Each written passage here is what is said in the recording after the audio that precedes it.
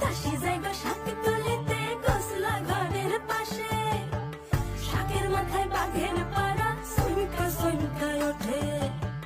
দাসী জায়গা শাক তুলিতে